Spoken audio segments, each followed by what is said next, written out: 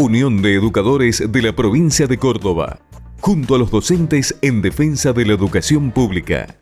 Consejo de Médicos de la Provincia de Córdoba, cada día más cerca.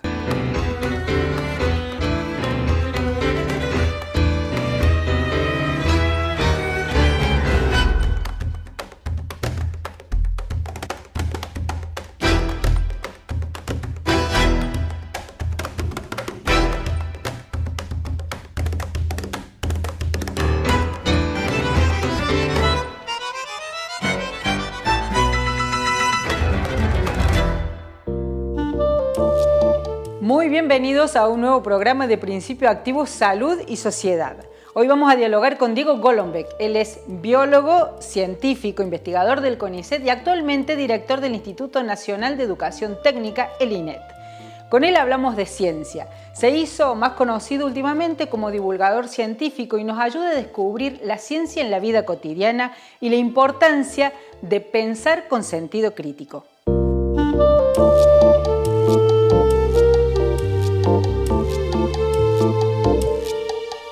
Cuando pensamos en ciencia, no siempre pensamos en ciencia. La mayoría de las veces pensamos en algo ligeramente diferente, que es la investigación científica. Te imaginas a gente con guardapolvo, anteojos, que habla raro, hombres casi siempre. Y está bien, eso es una parte de la ciencia, es lo que hacemos los científicos profesionales. Pero la ciencia es mucho más que eso. La ciencia es una forma de conocer el mundo, una forma de hacerse preguntas, una forma de ser muy curioso y de avanzar sobre la base de esas preguntas. Si no hubiéramos tenido un cerebro científico, no hubiéramos avanzado nunca, si no hubiéramos sido curiosos. Y eso no implica necesariamente la ciencia profesional, sino la actitud científica que debemos tener todos los ciudadanos. Y en ese sentido, pensar en que la ciencia es de un grupo de gente que vive de eso, me parece es muy reducido. Debiéramos tener esta mirada de que la ciencia es mucho más y tendría que estar al alcance y ser parte de la vida cotidiana. Desde esta mirada de que la ciencia es una forma de conocer el mundo, tenemos que enseñarla y compartirla desde el principio, desde el nivel inicial, desde el jardín. El jardín es el nivel más científico de todos, incluso que el universitario. Cuando una maestra, que en general son maestras, se tira en el piso a conocer el mundo con los pibes y las pibas del jardín y a ver qué pasa así, qué pasa si mezclamos esto con lo otro, pero mira bien, observa bien, está haciendo una mirada científica, una actitud científica frente al mundo. Después la educación formal un poco se va olvidando de esa mirada, como la va barriendo debajo de la alfombra, primero porque no hay tiempo. Si uno ve lo que es el programa de la escuela primaria, es principalmente para aprender a leer, escribir y hacer cuentas. Un poquitito de historia, en el mejor de los casos, algunos ríos. Pero las ciencias naturales casi no entran. Realmente vos ves las horas que se dedican por semana y son absolutamente insuficientes. Entonces, lo primero es pensar, ¿no necesitaríamos más tiempo para entender el mundo, para entender la naturaleza y a nosotros dentro de la naturaleza? Después, en la secundaria, se recuperan esas horas, pero se recuperan de una manera absolutamente compartimentalizada. Ahora está la hora de química. ¿Sí? Hay pizarrón lleno de fórmulas y cosas que huelen mal. Ahora la hora de física, otro pizarrón con fórmulas distintas. Ahora la hora de matemática, peor, ahora la hora de lengua. Olvídate de todo lo que sabes de ciencia. Ahora la hora de plástica, no, la ciencia no tiene nada que ver. Me parece que nos falta, por un lado, más tiempo, más dedicación y al mismo tiempo una mirada verdaderamente científica más allá de las disciplinas. Esto implica algo muy grande, que es que la cabeza de los profes tiene que ser distinta. Vos tenés que enseñar a pensar científicamente. El programa es kilométrico, no lo vas a completar nunca. Si lográs un poquitito de ese pensamiento científico, el camino ya está hecho. Por supuesto, necesitamos hechos, necesitamos datos, necesitamos disciplinas. Pero lo más importante es lograr formar pibes y pibas con cabeza científica, cabeza de pensamiento científico, que les va a servir para lo que sea que hagan. Y esto necesariamente empieza en la formación docente. Que cambiemos la forma de enseñar a futuros profes. Que realmente también les insertemos este bicho, este gen de querer saber, de ser curiosos, de qué pasaría si, y es la única forma de que eso después llegue al aula. Estoy hablando de algo utópico, de mediano y largo plazo, pero tenemos ejemplos que nos dicen que esto puede funcionar. ¿Qué es el pensamiento científico finalmente? Hay algo que lo resume, ¿sí? Algo que está muy lejos de las aulas, que es que cuando te pregunta algo un alumno o una alumna, seas capaz de decir no sé. Hay dos tipos de no sé. Uno es un no sé y se acabó, anda a estudiar, ¿sí? Y otro es el no sé científico. El no sé, pero mira qué bueno, mira qué interesante, vamos a investigar. Vamos a preguntarle a los que saben, vamos a buscar en los libros, vamos a buscar en internet, vamos a hacer experimentos. Ese no sé es pensamiento científico.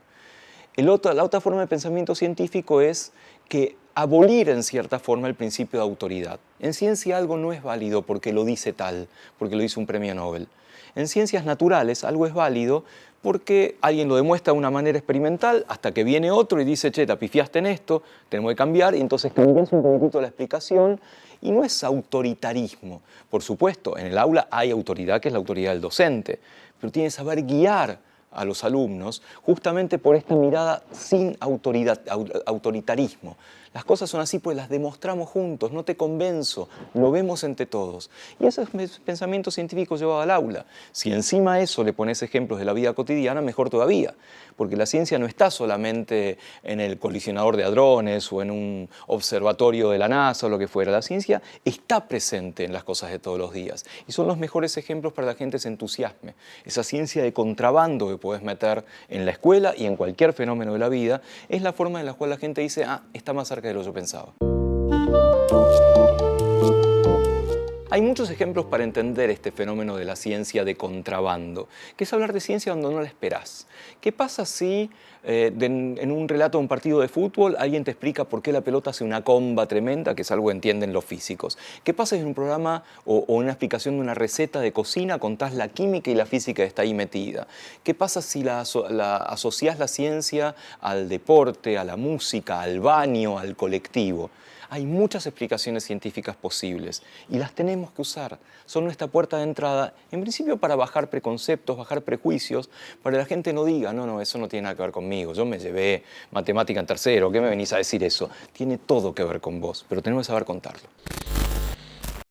Unión de Educadores de la Provincia de Córdoba, junto a los docentes en defensa de la educación pública. Consejo de Médicos de la Provincia de Córdoba. Cada día más cerca. El dengue y la fiebre chikungunya pueden afectar a cualquier persona. Son transmitidas por el mosquito Aedes aegypti infectado, que se cría en lugares donde se acumula agua. No lo dejemos entrar en nuestras casas. Limpiemos patios y jardines. Mantengamos boca abajo los recipientes. Tapemos tanques de agua. Limpiemos y cambiemos el agua de los floreros. Contamos con tu ayuda. Recordá, sin mosquitos no hay dengue ni chikungunya. Unión de Educadores de la Provincia de Córdoba, junto a los docentes en defensa de la educación pública. Privarnos de las vacunas es privarnos de nuestro derecho a la salud. Las vacunas salvan vidas y la mentira es otra forma de violencia. Lavacunasalvavidas.com.ar es una iniciativa del Consejo de Médicos de la Provincia de Córdoba. Obra social del personal de la industria gráfica de la Provincia de Córdoba. Defendemos el sistema solidario de atención de la salud. La salud es un derecho, no un negocio.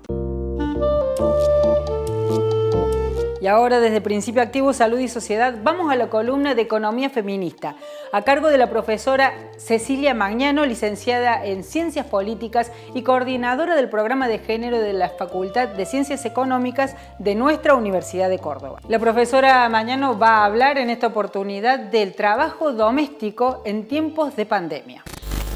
La semana pasada Melissa Luc habló sobre las tareas de cuidado y sobre cómo en esta situación de aislamiento esas tareas se intensifican dentro del hogar y generan una mayor presión sobre las mujeres, que son quienes mayoritariamente realizan estas tareas. Hoy nos vamos a referir a las trabajadoras domésticas, que son en su mayor parte mujeres, en su gran mayoría, más de un 99% son mujeres, y que según un informe muy reciente de la Organización Internacional del Trabajo, se trata de un grupo que se ve especialmente afectado por esta crisis por coronavirus en nuestro país. ¿Por qué se trata de un grupo especialmente vulnerable? En primer lugar, por sus características socioeconómicas. En una alta incidencia se trata de mujeres que son jefas de hogar y que por lo tanto tienen a cargo a sus hijos, niños, niñas, adolescentes. Y por otro lado, se trata de un sector en donde continúa habiendo una alta incidencia de informalidad. Si bien los esfuerzos de regularización desde la legislación del año 2013 han ido incorporando y formalizando cada vez más trabajadoras, aún la incidencia sigue siendo muy alta. 3 de cada 4 trabajadoras domésticas lo hacen en condiciones no registradas.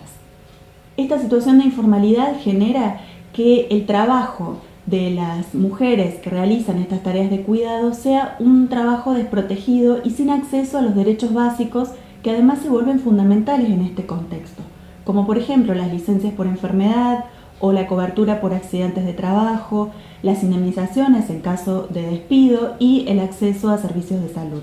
También en lo que hace a las condiciones de trabajo se refiere a aquellas trabajadoras que realizan tareas de cuidado de personas, de ancianos, de niños, de enfermos, que son quienes han seguido trabajando debido a que el gobierno decidió que se trataba de tareas esenciales. En el caso de estas trabajadoras, el riesgo es mayor debido a que se encuentran realizando tareas que en muchos casos les exigen hacer una jornada extendida debido al cierre de las escuelas y a otros lugares dedicados al cuidado. Además, están expuestas al contagio en la situación del traslado desde sus hogares hasta su lugar de trabajo, y también se pueden ver expuestas a la situación de tener que cuidar a una persona que está enferma sin contar necesariamente con la información requerida para eso y con los medios de higiene y de prevención del contagio. En todos los casos, cualquiera sea el grupo de trabajadoras, el riesgo de seguir manteniendo el trabajo y sus ingresos sigue siendo alto, especialmente en el caso de las trabajadoras domésticas que cobran por hora, en donde se ven en dificultades para poder quedarse en su casa con goce de sueldo debido a que los empleadores no sostienen esa condición.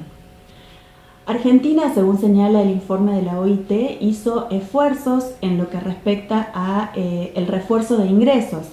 El ingreso familiar de emergencia y el bono extraordinario para quienes perciben la asignación universal por hijo van en esta línea de reforzar y acompañar los ingresos de las trabajadoras domésticas, quienes están incluidas en estas medidas.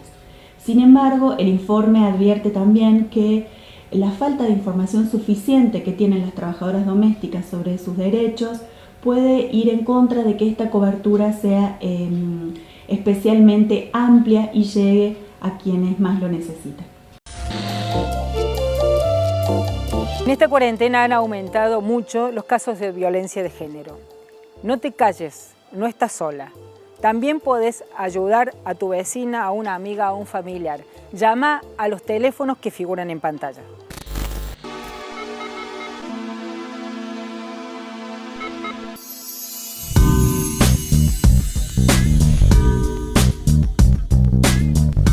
Como de alguna manera los condicionantes culturales en la familia, en el trabajo, generan también situaciones que atentan contra la salud de las personas. Y si pensamos en el sector docente, por ejemplo, cuando la sobrecarga laboral o la doble o triple jornada laboral, inclusive en el sector docente, una jornada laboral no reconocida por el salario, porque cuando se dice las maestras trabajan 4 horas o el tiempo laboral docente es solo el tiempo frente a alumnos, ahí hay toda una compleja articulación entre características del trabajo que son para todos y todas, pero también, en particular en los niveles inicial y primario, una articulación con la sobrecarga que las mujeres tienen en la doble o triple jornada laboral. El trabajo invisible femenino forma parte también, desde el punto de vista del trabajo invisible de las maestras, y esto obviamente es atentatorio contra su salud, en el sentido amplio y también en el sentido estricto de padecer, de ser una fuente de padecimiento, ¿no? Y creo que la perspectiva de género fue mostrando cómo ciertas prácticas de la vida cotidiana se asumen, se naturalizan, se reproducen y hacen daño, son tóxicas o enferman, y tienen mucho que ver con las formas de construcción de las identidades de las personas, en la que también evidentemente hay factores históricos, no es solamente, creo, una dinámica familiar, local o una dinámica en una escuela. Hay factores históricos que hacen que trabajemos más horas que las que el cuerpo nos da, o la alimentación, o la sobrecarga emocional, psicológica, que implica con frecuencia hacerse cargo de la totalidad de las responsabilidades, por ejemplo, domésticas.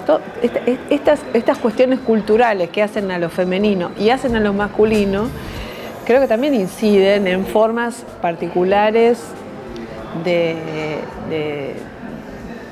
vivir y de padecer el cuerpo que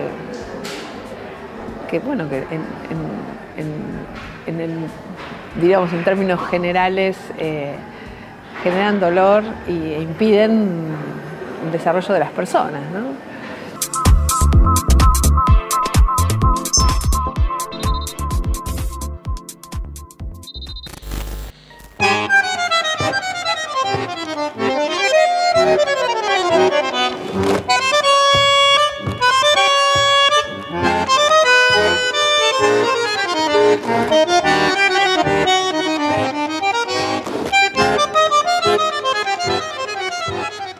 Uno de los primeros médicos argentinos más recordados es el doctor Ricardo Gutiérrez, cuyo nombre lleva el Hospital de Niños de la ciudad de Buenos Aires, que fue el hospital de niños más importante hasta que apareció el Garrahan, que es administrado por 3 organizaciones: la Nación, la Provincia de Buenos Aires y la Municipalidad de Buenos Aires. Ricardo Gutiérrez era un hombre de fortuna y además era muy completo, porque era militar, era literato, era pintor, era artista y era millonario. Él estudia medicina después de haber empezado abogacía. Él nace en 1836, participó como médico en la pésima historia que tenemos los argentinos, que es la guerra de la Triple Alianza, que José María Rosa transformó en la guerra de la Triple Infamia, cuando nosotros, los argentinos, con los uruguayos y los brasileños, destruimos el país más moderno de América Latina, que era Paraguay. Pero él fue el médico que intervino en esa guerra. Pero era un gran benefactor y un gran estudioso, y él trabajó mucho en las enfermedades de los niños, y con su propia plata creó el Hospital de Niños que hoy lleva su nombre. Y estuvo 20 años de director de ese hospital gratis, en forma honoraria. Hoy recordamos a Ricardo Gutiérrez como un médico de excelencia, uno de los primeros médicos que tuvo la República Argentina y que fue multifacético, porque era capaz de muchísimas cosas, de la literatura, del arte, de la medicina y de la humanidad, a pesar que participó en esa guerra que todavía nos avergüenza.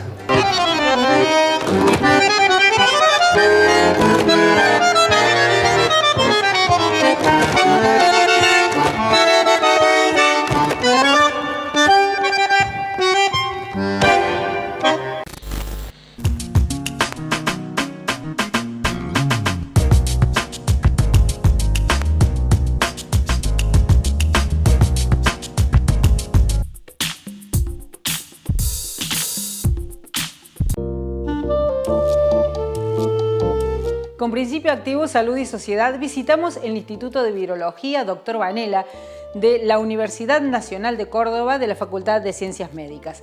Allí entrevistamos a la doctora profesora Silvia Nates, que nos enseñó la importancia de tener un instituto dedicado al estudio, a la investigación y a la extensión desde la universidad. La doctora nos explica cuál es el rol del instituto ahora en clave de pandemia, pero siempre a la hora de trabajar en pos de la salud pública desde la investigación. Acá ha irrumpido un fenómeno que nadie lo pensó, y es esta pandemia mundial que está provocada por un coronavirus emergente. Quiere decir que ha asaltado a población humana, antes no había circulado en población humana, que le han puesto de nombre SARS-CoV-2, que tiene la particularidad de ser altamente transmisible. Entonces ha generado un escenario mundial como el que ya todos conocemos. En esta situación, o sea, el Estado de la Nación, junto con las distintas provincias, han declarado el estado de emergencia sanitaria. Entonces, en este escenario, las actividades institucionales las hemos orientado a actividades de diagnóstico virológico y de desarrollo de proyectos de investigación relacionados al estudio de este virus. En este contexto, el instituto está rotulado, por decirlo de alguna manera, como anillo secundario. Eso quiere decir que el diagnóstico en este momento de SARS-2 recae sobre el laboratorio central de la provincia, y cuando el laboratorio central lo requiera, por desborde de trabajo fundamentalmente, el diagnóstico virológico no es que pasa, sino que el instituto apoya al laboratorio central a llevar adelante esa actividad. En este momento es lo que está ocurriendo, donde personal que está altamente capacitado en el área de biología molecular, porque el diagnóstico se hace a través de la detección del genoma del virus, o sea, es algo molecular, está trabajando en el diagnóstico apoyando justamente al laboratorio central de la provincia de Córdoba. Este proyecto lo que propone es desarrollar y estandarizar, o sea, definir las variables convenientes de una técnica que se llama de neutralización viral y que permite detectar, o sea, saber si hay o no hay, y si hay, qué cantidad hay, cuantificar anticuerpos que se denominan neutralizantes en los plasmas de los pacientes que ya han cursado la infección por SARS-CoV-2 y se han recuperado. Entonces, ¿para qué se necesitan esos plasmas cuantificados? O sea, si en este plasma hay un título de anticuerpos que corresponde a tanto, o sea, una cantidad. Porque esos plasmas pueden ser utilizados para ser transfundidos, o sea, en individuos que están cursando la infección sintomática, o sea, ya con síntomas de la enfermedad COVID-19 que se llama, y al inyectarles anticuerpos neutralizantes los ayudan en su recuperación. ¿Y esto por qué es? Porque estos anticuerpos que se les transfunden tienen la capacidad de unirse al virus y neutralizarlos, por eso se llaman anticuerpos neutralizantes. Entonces el virus, al estar neutralizado, está bloqueado para infectar nuevas células. Esto de utilizar los plasmas para tratamientos de individuos que están cursando la enfermedad tiene antecedentes muy promisorios.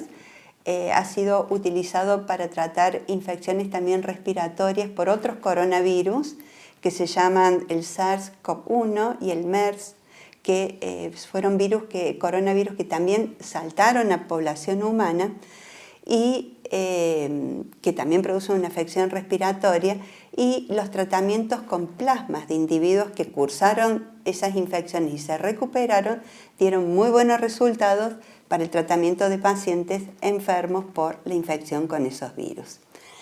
Además, está el antecedente que el tratamiento con plasmas inmunes es el tratamiento que se hace para quienes se infectan y se enferman con fiebre hemorrágica argentina. Y eso en este país hace 40, 50 años que se está llevando adelante este tipo de tratamiento. La distancia social es realmente lo que nos está protegiendo de que si un individuo, o si yo, porque nadie sabe si es asintomático, está excretando virus, que no lo alcance al otro individuo. Es nada más y nada menos y tan gigante como eso, que si un individuo está infectado y está excretando virus, que no lo alcance al otro. ¿Para qué tanta discusión con los tapabocas? Y bueno, porque si el individuo que está infectado emite palabras o o en su respirar va emitiendo virus, gran parte van a quedar atrapados en ese tapaboca. Y si el individuo que no está infectado y está enfrentado a ese individuo dialogando tiene tapaboca, si le llegan virus, con ese tapaboca le van a llegar menos cantidad de virus. Es así de simple. Entonces, en resumen, la distancia social es una vacuna gigante que tenemos. Sí, tenemos que salir a algún lado por una necesidad, porque la seguridad total es quedarnos en nuestro domicilio. Pero si nosotros tenemos que salir y contactar con otra gente, la única vacuna que tenemos en este momento es mantener y respetar esa distancia social. Recientemente Michael Moore estrenó su documental El planeta de los humanos, lo puso de acceso gratuito en YouTube como un llamado de atención universal a lo que nos pasa en lo referido al cambio climático. ¿Qué hay detrás de las energías renovables? ¿Realmente pueden salvar el mundo? La investigación de Michael Moore nos lleva a pensar de forma crítica por qué muchos ambientalistas se vendieron al capitalismo y proponer nuevas tecnologías y energías limpias no son tan limpias, sino que generan extractivismo y más contaminación. En este documental nos muestran cómo muchos ambientalistas se venden al capitalismo y proponen como energías renovables algo que en realidad es otro negocio. En el documental, en algún momento se plantea que somos muchos consumiendo mucho y en realidad yo me pregunto si somos tanto lo que consumimos exageradamente o hay una porción muy reducida de la población que consume muchísimo más de lo que necesita. Así como para resolver el cambio climático, la inversión tecnológica y buscar nuevos proyectos no ha resuelto el problema, sino todo lo contrario, en el tema de la alimentación nos pasa lo mismo. Caer en la industria alimentaria como solución para alimentar a la humanidad no es solución. Volver a la fuente, volver a la agricultura familiar y a la tierra sana es lo que tenemos que hacer. Está demostrado que la industria alimentaria genera contaminación ambiental e impactos graves en la salud, como diabetes, obesidad, hipertensión. Por lo tanto, la solución es dejar de pensar en clave de negocio y de ganancia y empezar a pensar en clave de organización social donde pongamos en el centro la solidaridad y la igualdad.